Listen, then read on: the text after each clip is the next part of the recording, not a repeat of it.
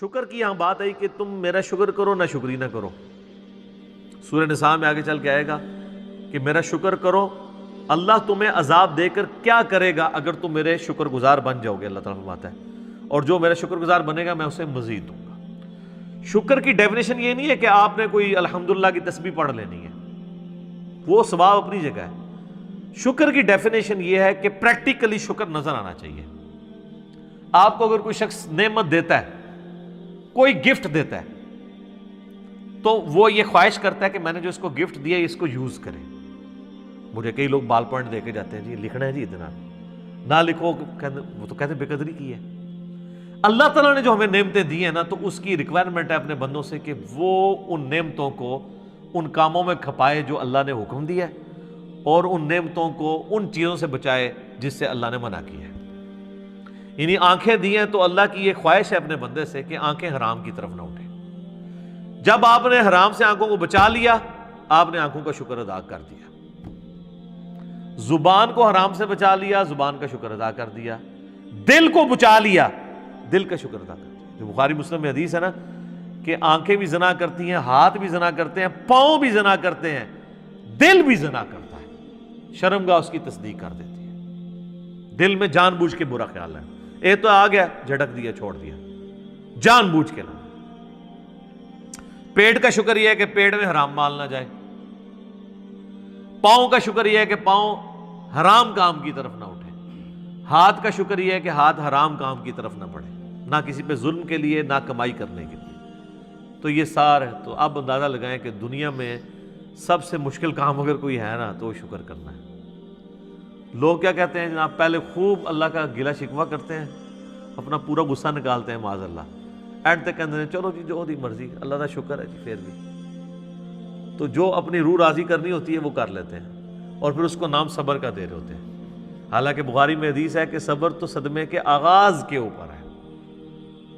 جب آپ نے اس وقت نہیں کیا تو پھر تو بات ختم ہو گئی. لے جی صبر کا ذکر شکر کے ساتھ جڑا ہوا ہے، تو اگلی آیت بھی سن لیں، وہ اسی سے ریلیٹڈ ہے.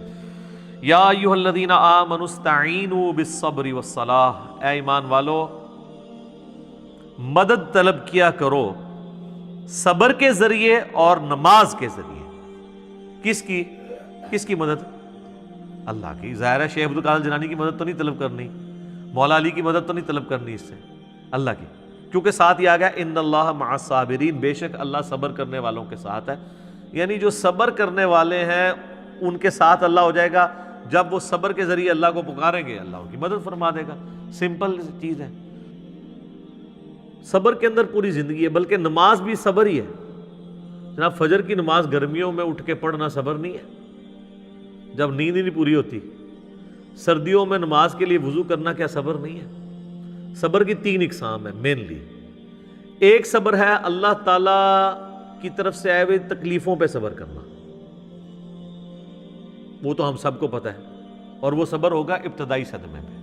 اس کی آگے آیات بھی آ جائیں گے. اس کے لیے آپ نے کہنا ہے انا للہ و انا الیہ راجعون. بے شک ہم خود بھی تو اللہ کی طرف سے آئے تھے، ہم نے لوٹ کے اللہ کی طرف جانا ہے. یہ تکلیف بھی آئی، الٹیمیٹلی چلی جائے گی. اور صحیح مسلم میں آگے ایک اور دعا کا حصہ ہے، اللہم اجرنی فی مصیبتی واخلف لی خیرا منہا. تو مسلم شریف کے الفاظ ہیں، جو یہ دعا پڑھ لے گا تو اللہ تعالیٰ اسے بہتر نعم البدل عطا فرمائے گا اس چھوٹ جانے والی چیز کے ایکویولنٹ. اس کا مطلب یہی ہے اللہم اجرنی فی مصیبتی، اے اللہ اس مصیبت میں مجھے اجر عطا فرما، واخلف لی خیرا منہا، اس سے بہتر میرے لیے خلیفہ مقرر کر دے، بہتر نعم البدل. اور مسلم شریف کے الفاظ ہیں، ام سلمہ کہتی ہیں جب میرا خاوند ابو سلمہ فوت ہوا تو میں بڑی دکھی تھی، تو میں نے حضور سے یہ دعا سنی ہوئی تھی، انا للہ و انا الیہ راجعون اللہم اجرنی فی مصیبتی واخلف لی خیرا منہا. یہ یوٹیوب پہ میرا ایک کلپ بھی اپلوڈڈ ہے، غم کی خبر کو خوشی میں بدلنے کی دعا. تو اس میں نے اس کو ڈسپلے بھی کروایا نیچے. تو کہتی ہیں میں نے یہ دعا پڑھ لی اور میں پھر پریشان تھی کہ ابو سلمہ سے بہتر تو نبی علیہ السلام کے صحابہ میں کوئی اور صحابی نہیں ہے، تو مجھے اللہ تعالیٰ اس کا بہتر نعم البدل کیا دے گا. تو کہتے ہیں جیسے میری عدت پوری ہوئی تو نبی علیہ السلام میرے پاس آئے اور انہوں نے میرے سامنے اس خواہش کا اظہار کیا کہ میں تمہیں اپنے عقد میں لینا چاہتا ہوں. تو کہتی ہیں میں نے کہا مجھے واقعی نعم البدل مل گیا. اور ام المومنین بنی ہیں 64 ہجری میں فوت ہوئی ہیں، واقعہ کربلا کے بھی 3 سال بعد فوت ہوئی ہیں۔ نبی الاسلام کی وفات کے بعد یہ 53 سال زندہ رہی ہیں۔ اتنی لمبی عمر کسی اور امہات المومنین میں سے کسی نے نہیں پائی۔ سب سے آخر میں حضور کی جو بیوی فوت ہوئی ہیں ام سلمہ ہے۔ اور اہل بیت کی شان میں اور کربلا سے ریلیٹڈ جتنی احادیث ہیں نا وہ آلموسٹ ام سلمہ نے روایت کی ہوئی ہے۔ نبی الاسلام کی یہ بڑی لاڈلی ترین بیویوں میں سے ام سلمہ سلام اللہ علیہا ورضی اللہ تعالی عنہا۔ تو انہوں نے یہ دعا پڑھ لی تھی، تو وہ اس کا کچھ حصہ آگے آ بھی جائے گا۔ اللہ تعالیٰ نیک بندوں کی نشانی بتائے گا کہ وہ جب بھی ان پہ کوئی تکلیف آتی ہے تو وہ یہی کہتے ہیں انا للہ و انا الیہ راجعون۔ تو پہلا صبر ہے تکلیفوں پہ، دوسرا صبر ہے جو اللہ نے آپ پہ پابندیاں لگا دی ہیں فرائض کی، نماز پڑھنی ہے، روزہ رکھنا ہے، یہ ظاہر ہے آپ کو اس کے لیے جنبی ہوں تو غسل اتارنا ہے، اس کے لیے آپ کو تکلیف سے نہیں گزرنا پڑتا، پروٹوکول دینا پڑتا ہے، تو یہ بھی ہے۔ اور تیسرا صبر ہے حرام چیزوں سے بچنے پہ، آنکھوں کی حفاظت کرنا، اس کو حرام سے بچانا، اس کے لیے صبر کرنا پڑتا ہے۔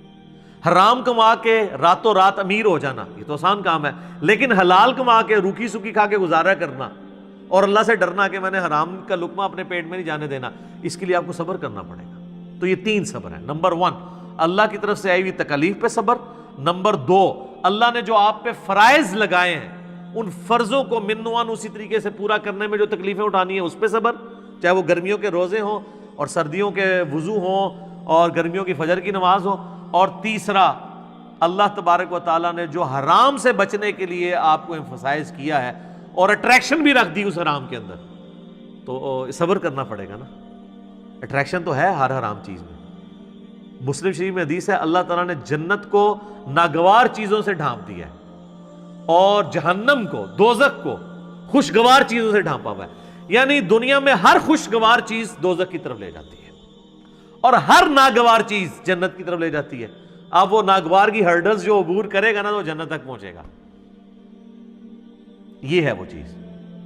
اس پہ خیر گھنٹوں بولا جا سکتا ہے، میرا ایک لیکچر ضرور سنیں، میں نے ان ساری چیزوں کو اس میں بریف کیا ہے۔ مسئلہ 120 سورۃ الفرقان سے اللہ کے صحیح اولیاء کی 12 خصوصیات کیا ہیں وہ میں نے بیان کیے، اس میں میں نے کافی ساری حدیثیں بیان کی تھی، آج بال نہیں کہ میں ان کی طرف جاؤں، ان آیات کو کور کر لیتے ہیں۔